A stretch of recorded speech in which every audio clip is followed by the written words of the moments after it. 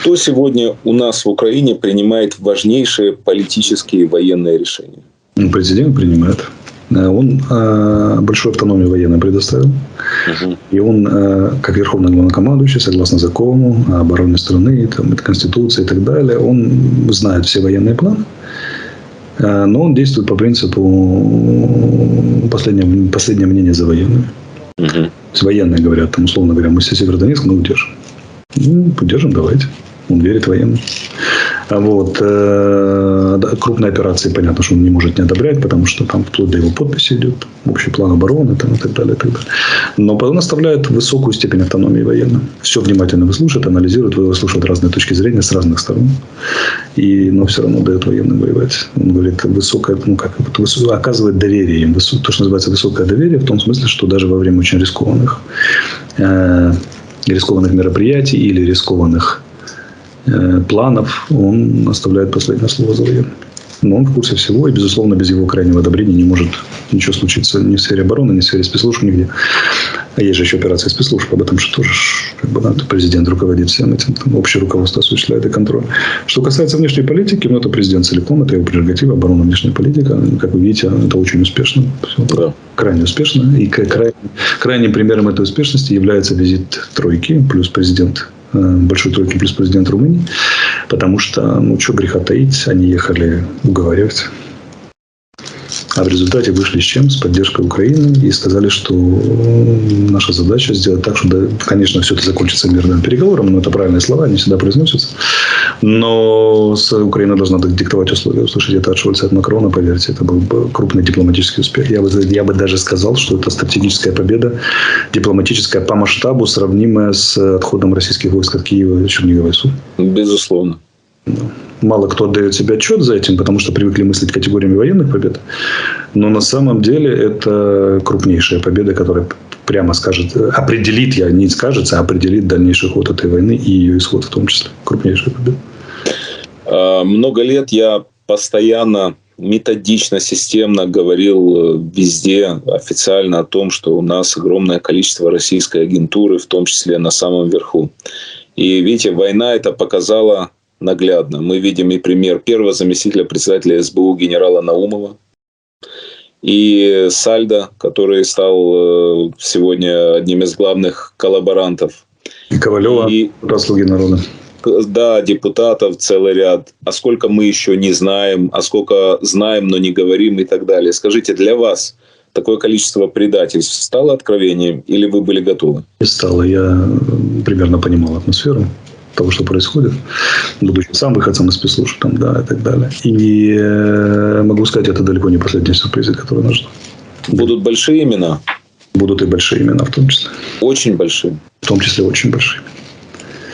Я думаю, что там есть специфика спецслужбистская, это же все игры, как вы понимаете. Но рано или поздно доберемся, люди узнают, и они будут потрясены до основания, когда узнают. Я вам больше скажу.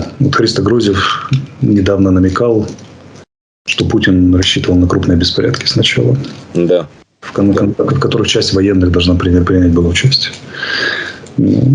Это только слабый намек. Что готовили нам россияне, и что они готовят, и какое количество у них добровольных украинских помощников, причем очень серьезно выбор. Скажите, будет Владимир Александрович Зеленский встречаться с Путиным или это исключено? Он же неоднократно говорил, что он готов для решения конкретного спектра вопросов. Но он предлагал это, когда речь шла о судьбе защитников Мариуполя и так далее. По ряду вопросов по зерну турки пытались пробить этот самый. Но пока, скажем так, нету серьезных оснований для такой встречи. Это я называю оценку российской стороны, да даже не нашей. Должна быть повестка, мы должны... Потому что должна быть повестка. Вы наверняка знаете, наши зрители, я не вполне уверен, что знают, поэтому разъясним. Лидеры съезжаются на встречи, когда повестка согласована на 90%. То есть идет и они просто там финальные вещи какие-то утверждают и подписи ставят, а на неподготовленную встречу никто не поедет. У нас же был согласованный документ, уже тогда продиктованный практически в большую пользу с украинской стороны, нежели с российской, когда в Стамбуле, на стамбульской встрече, конец марта. Но после этого была Буча. президент нечеловеческие усилия воли предпринял, чтобы вообще не выйти из переговоров полностью. Потому что после этого вся наша переговорная группа просто тупо практически вся отказывалась с ними встречаться.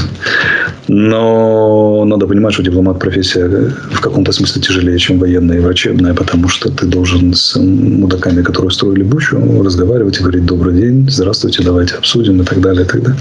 Это требует очень серьезных нервов и очень большого мужества, гражданского мужества. Так вот, все равно они потихоньку сошли на нет, эти переговоры, потому что после Стамбульской встречи Российская Федерация вместо того, чтобы пойти треком договоров, пошла треком подготовки и осуществления вот этого наступления на Донбассе.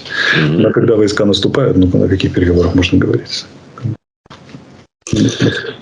Вы знаете, украинцы очень благодарные люди, и они не устают говорить спасибо тем, кто это спасибо заслужил. Я пользуюсь случаем, что мы с вами сейчас разговариваем. Я хочу еще раз поблагодарить правительство Соединенных Штатов Америки, Великобритании, Польши, стран Балтии, да всех, кто нам помогает и собирается помогать.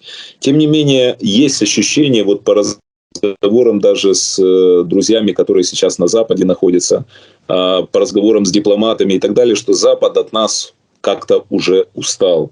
Снижение материалов в западной прессе, на телевидении, на радио об Украине в 22 раза на сегодняшний день. Понимает ли, на ваш взгляд, Запад, что если Путин проглотит нас, он на этом не остановится, он пойдет дальше?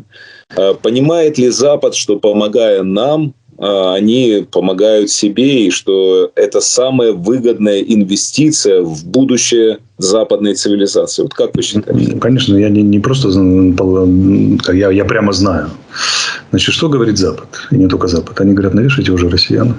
Навешайте, поломайте, добейте путинский режим, чтобы его не было, и вам все человечество скажет большое спасибо. Единственная просьба, давайте мы в этом не будем участвовать, давайте вы сами довешайте. Нам неохота, они говорят особо об этом. Но помогать будем. Что касается усталости, про ней сказал Джонсон, он сказал, я не дам забыть Украину, будем помогать длительно, несмотря на усталость. У него сегодня день рождения, кстати. Об этом сказал, поздравляем заочно. Об этом сказал Столтенберг, глава НАТО. Он сказал, сколько бы ни понадобилось, будем продолжать. Об этом сказал Драги, Шольц и Макрон сказали, будем помогать, сколько бы ни понадобилось.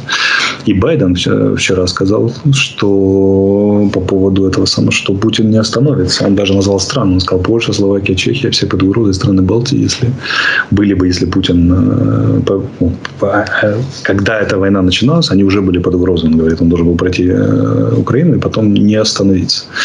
Они вполне это все понимают прекрасно. Единственное, что чем я их люблю подкалывать, это я говорю, подождите, но если вы так все хорошо понимаете, где химарсы? Где артиллерия, где танки?